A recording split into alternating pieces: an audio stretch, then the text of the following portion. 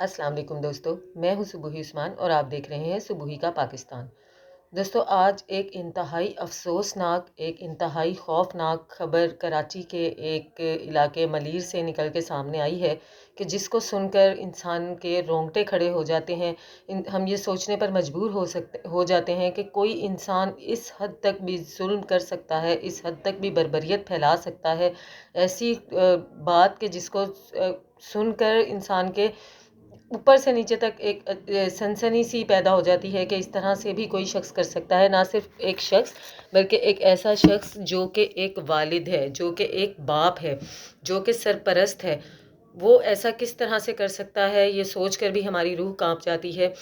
एक शख्स जिसका के नाम फवाद बताया जा रहा है, इसने अपनी 3 बेटियों को, ना सिर्फ अपनी 3 बेटियों को बल्कि अपनी बीवी को इंतहाई बेदर्दी के साथ छुरियों के वार कर करके कत्ल कर दिया।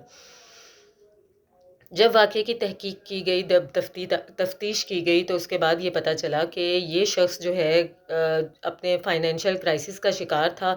इसके साथ पिछले 5 साल से माली हालात बहुत ज़्यादा परेशान कुन चल रहे थे। इसके साथ कुछ इस किस्म की परेशानियां चल रही थीं। इसने काफ़ी लोगों से उधार लिए हुए थे। वो लोग बार बार इससे अपने पैसों की वापसी का मुतालबा कर रहे थे, जिसकी वजह से शदीद डिप्रेशन का शिकार था, शदीद परेशानी का शिकार था। और इन तमाम मामलात के साथ साथ इसके मामलात अपनी बीवी के साथ भी अच्छे नहीं थे। उसके साथ इसके झगड़े वगैरह चलते रहते थे। जिस दिन ये वाक़या पेश आया उस दिन भी कुछ इसी तरह से हुआ कि ये शख्स अपने घर आया। ये घर अपने नॉर्मल तरीके से आया। घर की ऊपर वाली मंजिल पर ये अपनी बीवी और बच्चों के साथ रहता था। नीचे वाली मंजिल पर इसकी वालदा और इसका दूसरा भाई रहा करते थे। ये नीचे से अपने घर में एंटर होता है, अपनी वालदा से सलाम करता है बिल्कुल नॉर्मल तरीके से। उसके बाद ये ऊपर चला जाता है। ऊपर जाने के बाद बताया ये गया कि इसका अपनी बीवी के साथ झगड़ा होता है। बीवी के साथ झगड़ा होते होते बात बढ़ जाती है। बात इतनी बढ़ जाती है कि पहले ये अपनी एक बेटी जिसकी कि उम्र 16 साल है, उसका गला छुरी से काटता है। उसके बाद इसकी दूसरी बेटी जिसकी उम्र 12 साल बताई जा रही है, उसका गला छुरी से काटता है। उसके बाद इसी तरह से तीसरी बेटी जिसकी उम्र 10 साल बताई जा रही है, उसका गला भी छुरी से काट देता है। तीनों बच्चियों को कत्ल करने के बाद इस शख्स ने यहीं पर बस नहीं किया, बल्कि इसके बाद इसने अपनी बीवी का गला भी छुरी से काट दिया। और उसके बाद क्योंकि ये सोच चुका था कि ये अपनी पूरे ख़ानदान का, अपनी फैमिली का ख़ात्मा कर देगा, इसने अपने आप को भी कत्ल करने की कोशिश की, खुद भी खुदकुशी करने की कोशिश की।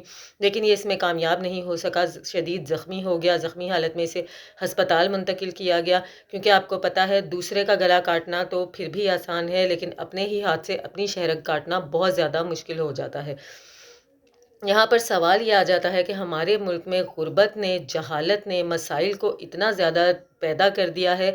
इस कदर नफसियाती लोग होते जा रहे हैं, उन लोगों के दिमाग इस तरह के होते जा रहे हैं, क्राइम इतने ज़्यादा बढ़ते जा रहे हैं कि इस तरह के वाक़यात रोनुमा हो रहे हैं। लेकिन किसी भी दुनिया में, किसी भी मुल्क में, किसी भी इलाके में आप इस बात को साबित नहीं कर सकते कि गुर्बत, इवन कि आप फाकों पर भी आ जाएं तो उसका इलाज ये नहीं है कि आप अपनी फैमिली को कत्ल कर दें, अपनी फैमिली को मार दें।